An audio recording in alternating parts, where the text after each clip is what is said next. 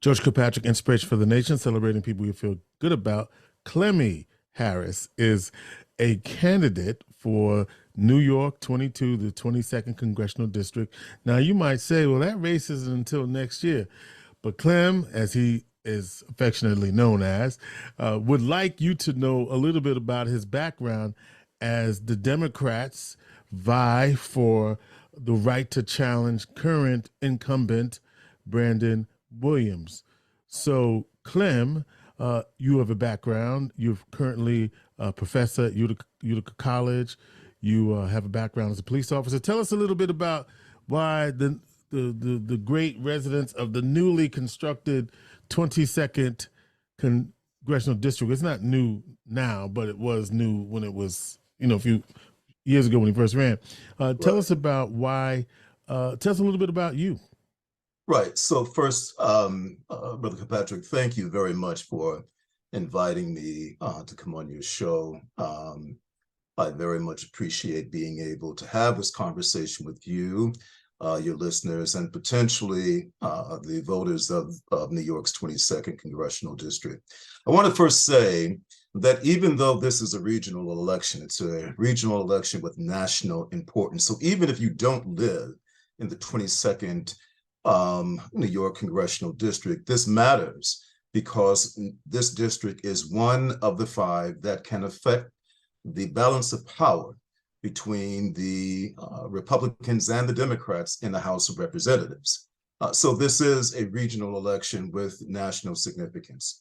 Let me continue by saying, first and foremost, I am fundamentally a working class kid from upstate New York. I grew up in Buffalo, New York. I have a lifelong career in public service.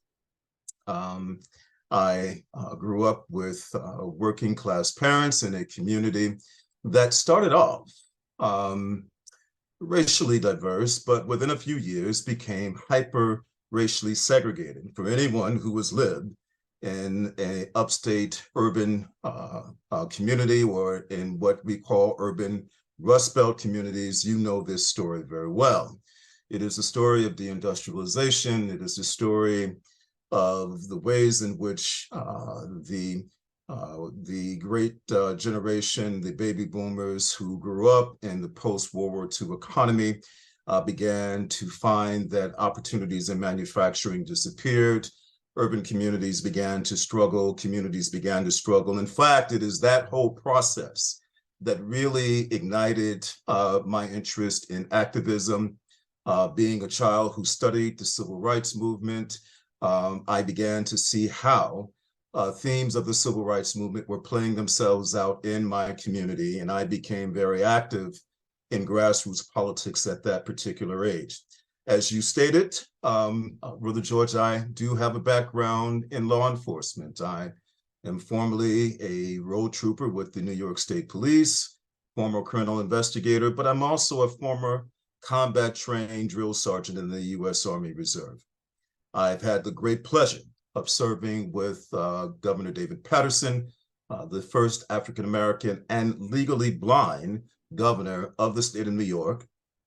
And I am currently the inaugural director of Africana Studies at Utica University and an associate professor of history. Yeah, I said Utica College. I meant, and thank you for that. It is Utica University now. You did change your name. You're the UU now. We are the UU. Yes, indeed. We are the UU. Okay. You hear the Howard University, they go HU, now you got to go UU. That's right. That's going to take some getting used to now, brother. I know, right? Because we so used to saying UC. So, right. And so you're the inaugural professor of the Department of Africana Studies at Utica University. Right. And what did you, so I'm trying to figure out when you became a professor at Utica University and you were also a veteran in the U.S. Army Reserves and a trooper. I'm trying to figure out how you had time to be all of those things. Well, let me first say that my parents instilled in us purpose Time was a precious resource. Yeah. They came from the Jim Crow South. My mother's family is in part from the Delta region of Mississippi, and her father's side is from Memphis, Tennessee. My father's family is from Tuscaloosa, Alabama, and Birmingham. Working class culture was deeply embedded in their consciousness. They passed that to us, their children. They also made sure that education was at the forefront of all that we did. And they also inculcated in us a culture of accountability. So I started off very early going into the military. In fact, my earliest involvement in the military began shortly after I got involved in grassroots politics in Buffalo, New York. After that, I continued to be active in the U.S. Army Reserve, eventually going to the Active Army Drill Sergeant School, and by God's grace, emerging as a distinguished drill sergeant, having been able to take 50% of the awards that they give. I was a road trooper in the New York State Police, and I joined the State Police in 1986. And I continued to be with the State Police until the late 1990s. I retired from the State Police in the late 1990s, and I went back to school, thinking that I was going to sort of continue what had been a long-held aspiration of following in the footsteps of Thurgood Marshall. I wanted to be a civil rights attorney.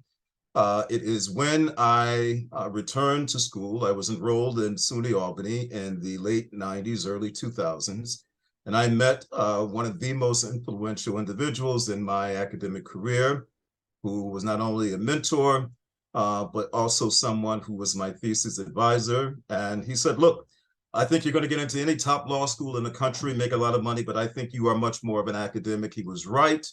I eventually completed a BA, MA in 4 years, 2 degrees, and won full scholarships or fellowships, I should say, to some of the nation's most distinguished institutions of higher learning. I selected the University of Pennsylvania, and the rest is history from there. I will tell you that— What's the history from there? What's the rest is history? Well, in the sense that while at the University of Pennsylvania, I not only took a PhD in Africana Studies, in history, in Africana Studies, and in urban studies. I also was able to— it's during this particular period, quite frankly, that I'm first asked to consider running for Congress by a very good friend and now departed mentor. His name is Harry Corbett, who was the first African-American to be confirmed by the New York State Senate as superintendent of the New York State Police. Prior to that elevation, he spoke with me and said, I want you to consider running for Congress because you have a distinguished military career, distinguished career in law enforcement, and you're the only one of us who has made it to a doctoral degree, and what you're studying is extremely important.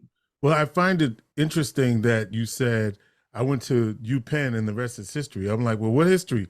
It wasn't like you did get your PhD from UPenn. I think that's not just something to gloss over, just FYI.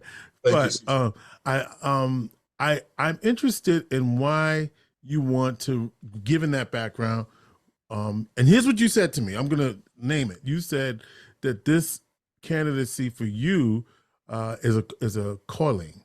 I want to call it that. And so when I hear that, that means that I also look at that as anointing, right?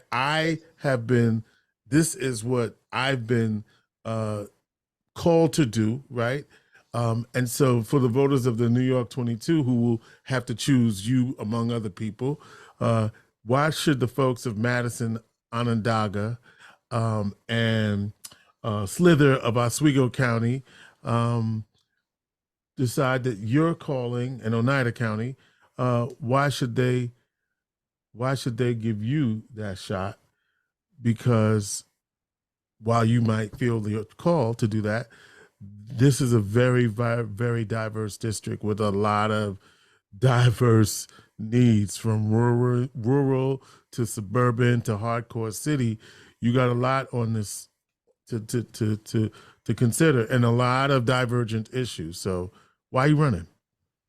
Yeah, so let me first say thank you very much for that question. It is a calling for me. I have been asked, as I said, from 2007, intermittently up until most recently, to run for office, but I did not. I politely declined because I, at heart, am a public servant and never believed that I needed elected office to run for to do public service, to do the work of the people. May 14th, 2022 was a turning point for me. On that particular day, 10 people went into a Top supermarket in the Cold Springs section of Buffalo, New York, the community that I was born in, the community that my mother attends church in, the community that many of my family and friends still reside in. They went into that Top supermarket seeking to effectuate their own individual agendas, and they did not make it out alive. What is interesting beyond the horror of that massacre is that my mother and my aunt were scheduled to be in that store at the time that that massacre occurred. Yet for God's grace, and I say this with great humility and still mourning for those who lost their lives, yet for God's grace, they were not there because their schedule changed. I am my mother's and my aunt's caregiver. Just the day before, I had been in Buffalo. They are my golden girls. I go there frequently to take care of them. If they need to go shopping, whatever it is that they need to do, I do that for them. I had to return on Saturday, else I would have driven them there, but I had scheduled to send them to the Top supermarket in an Uber.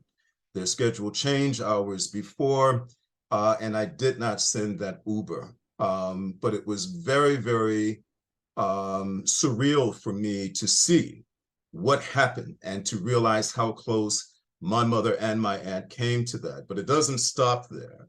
2 days after that terrorist attack, thinking that it was safe to send my mother and my aunt grocery shopping, I sent them to a Walmart supercenter in an adjacent town, a town that I believed would be safe for them. Within an hour of being there, my mother contacted me, frantically pleading with me to get her and my aunt out because that store had been targeted, essentially. A credible threat, which I verified with the town of Amherst Police Department, had targeted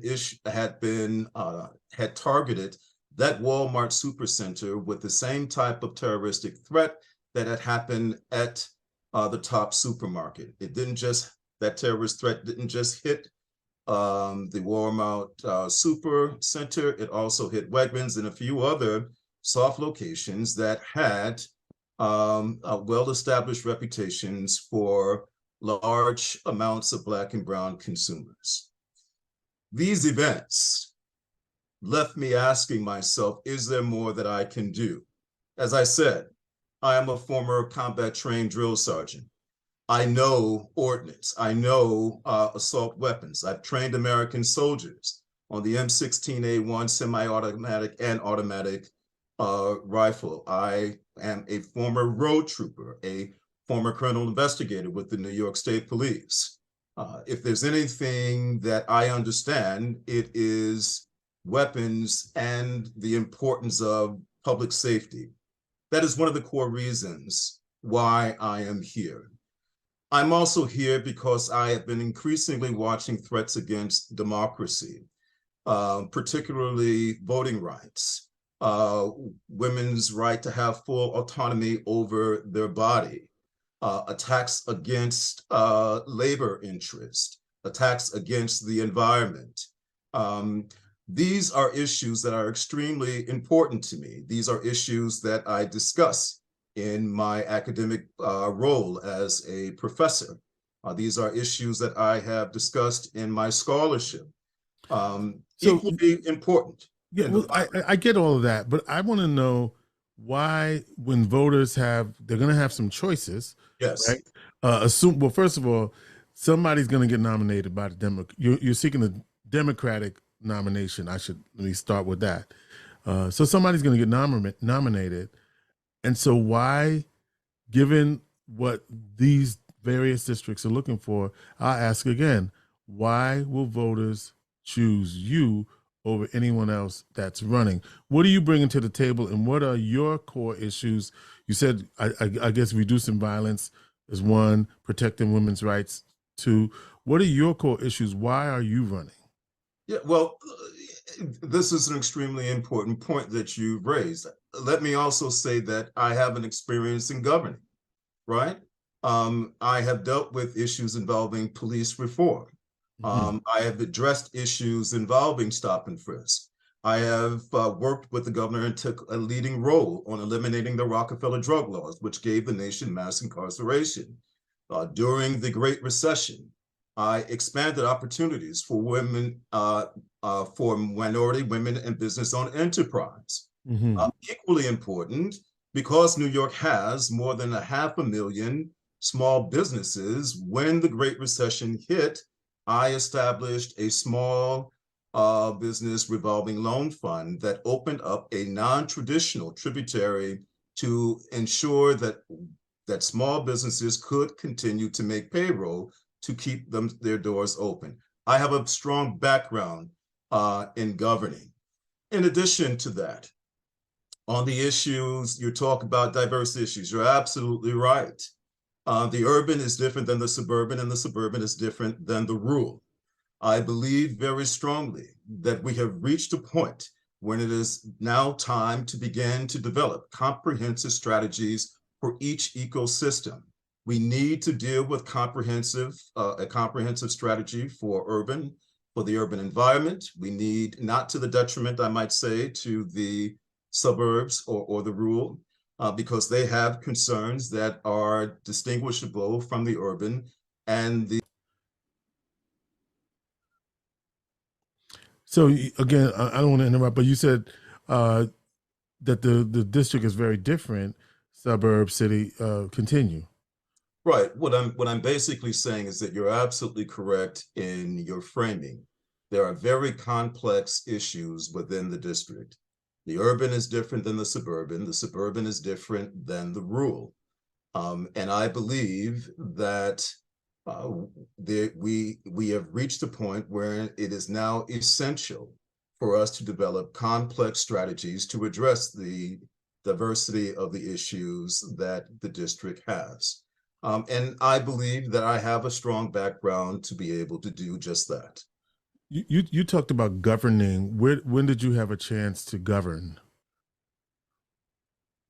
Well, when I talk about governing, I'm talking about operating at the highest levels of governance as an assistant to Governor David Paterson. Okay. I took leadership in many of the policy issues that became the hallmark of his time as governor in the state of New York. And your position with him was what? My position with him was essentially that of a senior advisor. Senior advisor, got it. And so looking at some of the issues, I'm thinking about I'm gonna kind of start with what we're seeing right now, right? And one of those obviously is, and you mentioned this earlier, comprehensive gun reform, which, you think about that top shooting. We've not been able to get that no matter what. What we get from Congress is thoughts and prayers. And there seemingly has been little opportunity for either house to come up with a comprehensive gun legislation. And what would that look like that for legal gun owners protects their right to bear arms, but also gets guns off the street? Right. So that's a really great point. Let me first say that anyone who has seen my campaign video will know that taking on gun violence is a leading issue that I put out before voters and supporters. And I do believe that we can have reasonable gun reform. Let me also preface my response by saying I come from the military, I come from law enforcement, two institutions that are deeply steeped in gun culture. I'm not going after people who lawfully own weapons. I am saying very, very clearly that the AR-15 extended magazines that carry more than 10 rounds do not belong on the streets of America. This is not a gun rights issue. This is a public safety issue. I am not anti-gun rights. I am pro-public safety. Mm-hmm. Let me also put this into context before I go further. I was on the state police at the time when the war on drugs kicked in. I started with as did the rest of us, with a 6-shot 357 revolver. By the early 90s, we were no longer using the 357. We were now upgrading to semi-automatic pistols. That was a direct response to being outmatched by violent drug dealers who had semi-automatic and automatic weaponry. In fact, it was the violent drug dealers using that type of weaponry that triggered an arm race that therefore caused the state police and other law enforcement agencies to scale up. If we don't have reasonable gun law reform that bans the AR-15, that bans the extended magazine that carries more than 10 rounds, we are essentially calling for another arms race that will cause the escalation of arms yet again, right? And these weapons are not just a threat to people who have and attend soft targets, schools, grocery stores, temples, whatever, churches, whatever you want to call in terms of where they happen to go. They're also a threat to law enforcement. George, I also want to say that the key word here is reasonable. What is reasonable? Mm-hmm. Is it reasonable to have a weapon that does the type of damage that an AR-15 does? I would argue that it is not reasonable, right? And so we're looking for that which is reasonable, because every citizen in this country has a reasonable expectation that when they step outside their doors, they will be able to come back in the same way in which they left. They have or should have a reasonable expectation to public safety. The final point that I will make is that comprehensive background checks is another key component of my ideas for reasonable gun law reform, and holding gun manufacturers and gun dealers responsible for the illegal guns that are on the street, which cause such incredible damage, not only in terms of the damage that taxpayers have to pay, but also the trauma that is experienced by people in communities who lose loved ones. This to me is reasonable. This to me is a debate that we as a nation absolutely need to have, because the status quo simply cannot go further.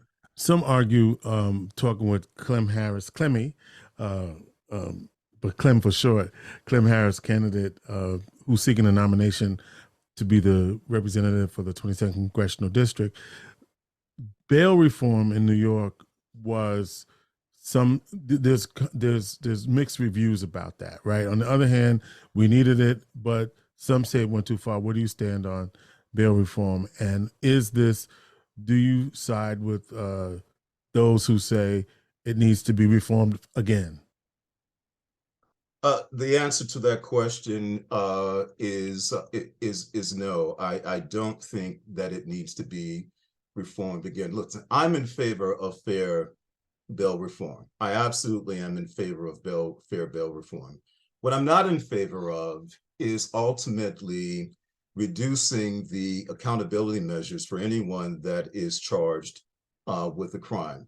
I'm someone who has spent his entire the early years of his life dedicated to fair forms of law enforcement and criminal justice. In this particular case, I do think that we need to ensure that we have bail reform that conforms with the Constitution, but also reform that speaks to the importance of accountability. And so part of the reason why they wanted it, because there was little discretion. Judges didn't have discretion in sentencing, and now they don't have it. They don't have as much as they had. So should they have more discretion than they have? Or, well, let me say it a different way. What some are saying is that because of bail reform, people are back out in the streets, and they're not being held accountable for things that they're doing. And so in some places you see a lot more smash and grabs, things of that nature, because they're not necessarily going to be held for that kind of stuff. And so people just go into, because I'll give you an example. I went somewhere, where was I going? Oh, I went for sneakers, and none of what they had on display was actually in their inventory. Like, do you have that? Well, we don't keep as much, or they didn't bring out as many, because he said people walk out the door with them. And I was like, why do you feel like he had to tell me that? But then I thought about it. I said, oh, this whole thing about, we are concerned about shoplifting, and there's really nothing we can do about it. So, I mean, that's where my train of thought was going. Your thoughts? My thoughts are essentially this. We learned in our reform of the Rockefeller drug laws that taking away the discretion of judges was a huge, huge problem. That problem rendered more power to district attorneys, and it took judges, mandatory minimums, right? Right, Yeah. right. Mm-hmm. It took judges completely out of a very important part of the criminal justice system. I am very much for ensuring that judges have the right to have discretion in these particular, when it comes to bail reform.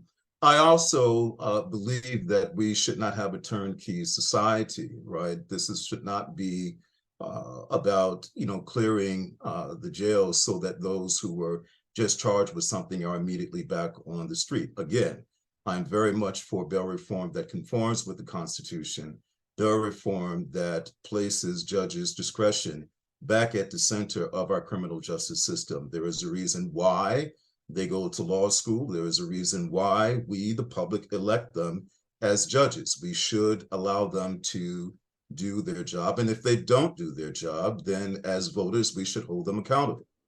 Well, as a police officer, you know that, speaking of this system has unfairly targeted Black and brown folk who make up a large percentage of arrests.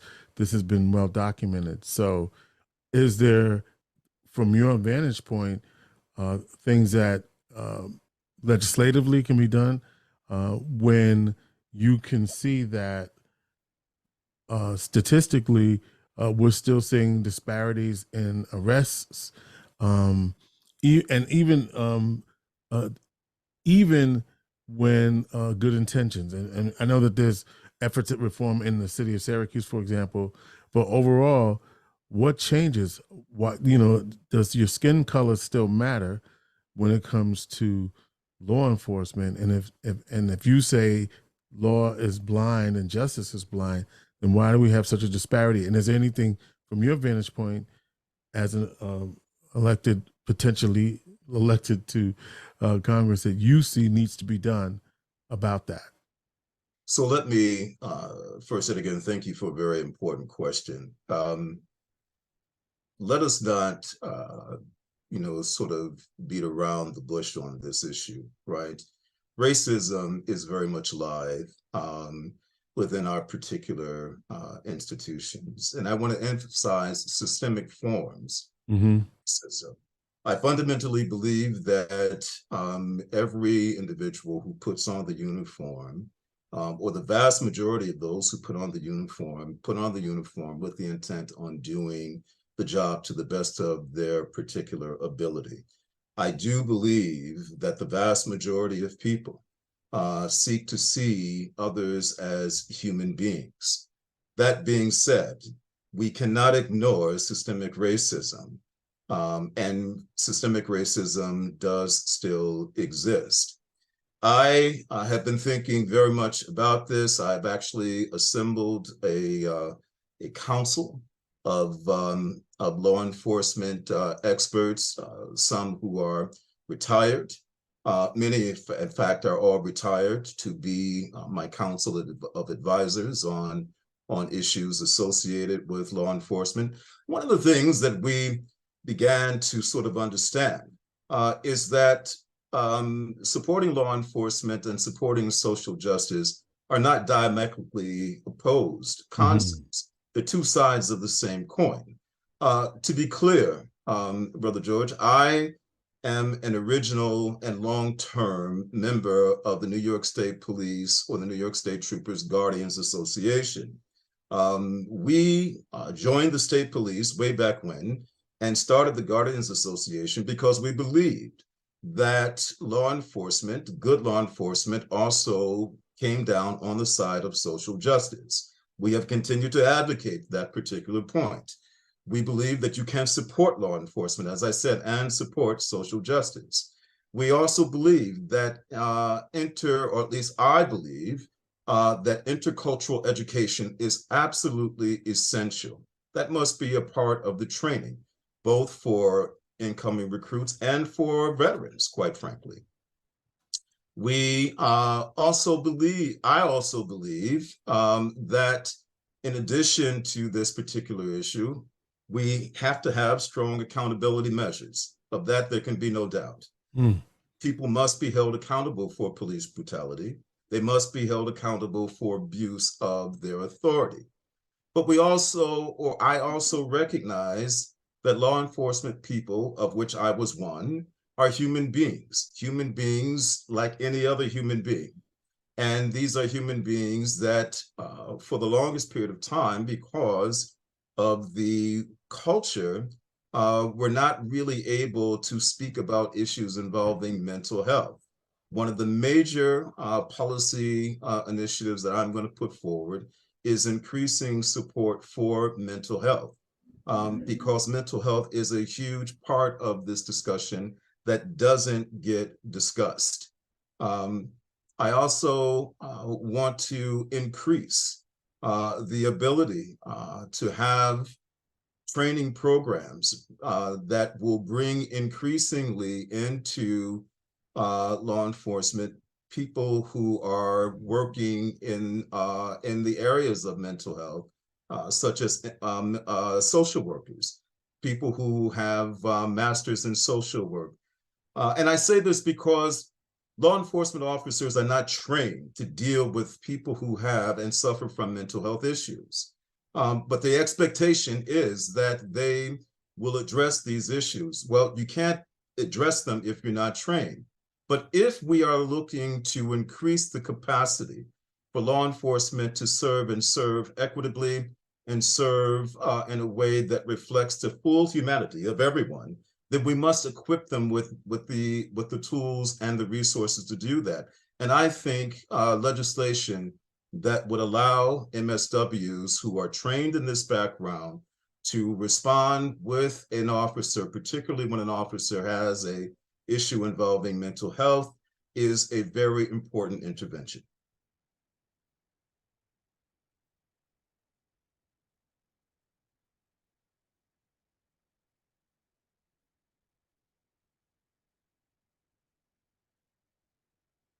Can't hear you. What do you say to folks who are concerned about jobs beyond Micron, Micron's a big deal, certainly. But in addition to that, and so there's two track. Let me just say something about that. So Micron's going to be a big deal. There's lots of opportunity very high skilled jobs will be needed. And there may be some other types of jobs that will be available, many of them, right?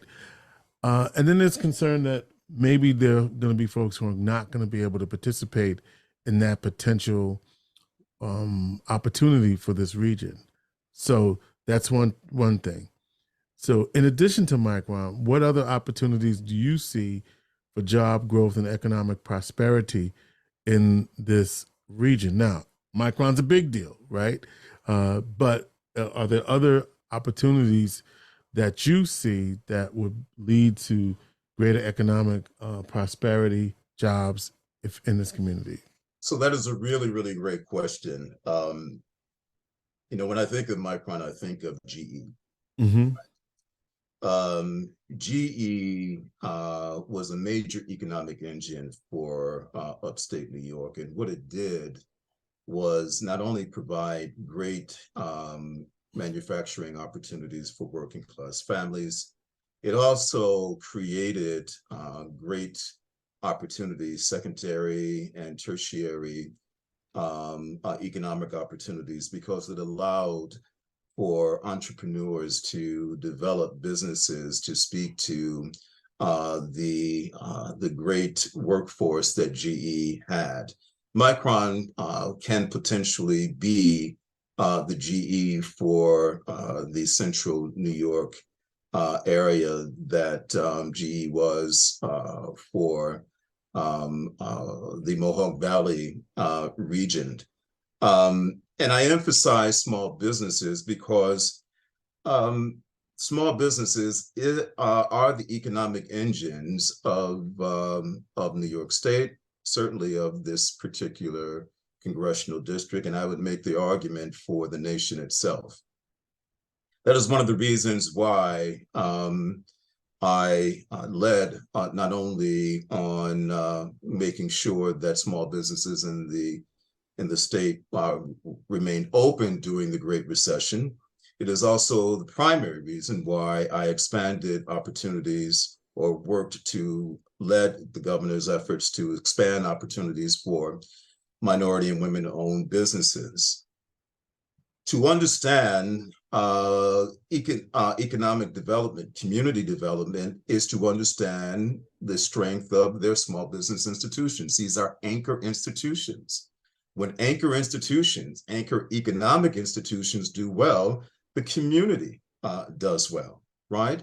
And so we have to not only focus on the microns, but we also have to recognize that the small businesses are the true engines of economic development and prosperity for everyday people, right? And so my efforts will be focusing not only in ensuring that Micron has the ability to thrive and to ensure that working families there will be able to thrive, but to also recognize that the significance of a Micron is how it can spur greater economic development on the small business level, and how those small businesses can become strong economic engines, stimulating economic development within hard-pressed communities. It will be the equivalent of ensuring that young people have an opportunity to have a job when they're out of school. It will provide those who are seeking to have the opportunity to learn how to work a business, right? So these small businesses are not only providing economic opportunity, but they're also providing an entrepreneurial training for young people to see that you can not only have a job that pays a modest wage that will allow you to have a home and secure your family, but you can also become an entrepreneur, right? And so that is my sort of take on how we might be able to spur economic development. You know, Micron, just for those who may not know, you know, we throw around all these words. Micron announced that they would invest $100 billion over 20 years, which the ripple would be around 50,000 new jobs to the area, 9,000 of which would be directly attributed to Micron. That's what that is. Well, listen, Clemmie, we got a lot, we've got more time to talk we have more talk than time we have left. final thoughts from you about your interest in New York 22 and what's going to be the most passionate thing you're going to fight for? Well, as I began, one of the most passionate things I'm going to fight for is radically reducing the scourge of gun violence.